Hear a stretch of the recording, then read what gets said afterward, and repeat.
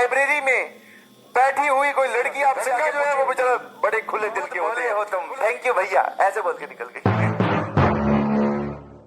मैंने पूछा डीएमटी क्या होती है, आप ऐसे बताओ, आप ऐसे बताओ मुझे, हाँ उस भाषा में बताइए, उस तरीके से बताइए जैसे आप लाइब्रेरी में बैठी हुई कोई लड़की आपसे आगे पूछे, या फिर लड़की बैठी है तो कोई लड़का आपसे आगे पूछे, अगर लड़की पढ़ रही है लड़का आगे पूछे हेलो भैया क्या है, मेरे को नहीं आता, तो लड़की ने ये जवाब दिया। लड़का जो है वो बेचारा बड़े खुले दिल के होते हैं, खुले दिल के तो क्या होते हैं उनको पता है, हाँ तो वो जैसे कोई लड़की पूछेगी बोले डीएमटी क्या होती है, बस अब वो एकदम सरल तरीके से समझाएगा, बिकॉज उसको पॉइंट बनाने हैं। ध्यान सुनना प्लीज, कैसे बताएगा जरा बताना डीएमटी क्या होगी।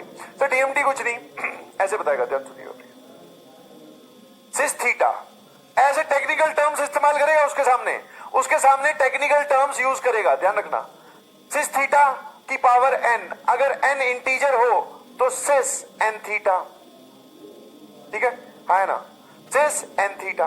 और अगर सर सिस थीटा, ये सिस थीटा क्या है सर, हमें तो यही नहीं पता। मैंने कहा भैया सब पता होना चाहिए, क्या हम इसको, पहले वो उसको ये बता देगा, बोले देख ये होता है, फिर उसके सामने ये वाला क्वेश्चन पूछे, बताओ ये क्या है, अब वो बेचारी भोली बोलेगी ये, अब फिर पॉइंट बनाएगा, बोले ये इसमें नहीं होता है इसके बराबर, ओहो समझती नहीं हो तुम, ध्यान से सुनो, बोले this is one of the values, this is not always equal. बोले अच्छा फिर क्या होगा, टोटल डिटेल में बताओ। बोले अगर कभी पावर रैशनल आ जाए ना तो टोटल इसकी, यहां देखा करो क्या लिखा हुआ, रैशनल मतलब इंटीजर अपॉन इंटीजर, टोटल इसकी क्यू वैल्यूज होंगी। वो क्यू वैल्यूज निकालने का तरीका क्या होता है, बोले आप क्या करो, पहले सिस थीटा था, पावर पी अपॉन क्यू। कितने लोग जो हैं वो सिस वाली फॉर्म को समझ गए हैं, है ना, सिस जानते हो नहीं जानते हो, सिस मतलब cos theta plus iota sine theta, short form में लिख रहे हैं। बोले ठीक है सर, फिर हम क्या करते हैं सिस में, सर जो आपने बोला था अंदर मल्टीप्लाई करने से पहले आर्ग्यूमेंट में 2m पाई जोड़ दो। अब उसने पूछा, बोलेगी यार ये आर्ग्यूमेंट में 2m पाई जोड़ रहे हो उससे फर्क नहीं पड़ता।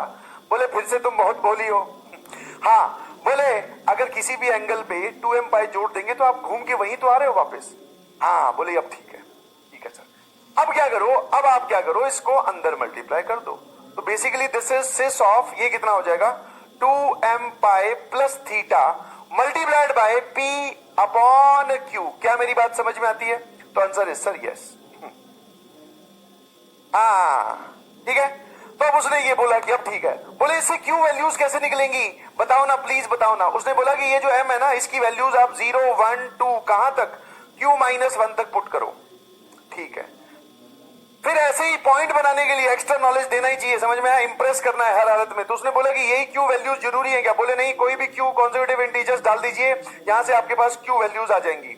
इसके बाद में अगर आप डालना स्टार्ट करोगे क्यू, क्यू प्लस 1 और ये सब वैल्यूज डालोगे तो ये वैल्यू रिपीट होनी स्टार्ट हो जाएंगी। लड़की देख रही है, बहुत बढ़िया है ना, हाँ ठीक है।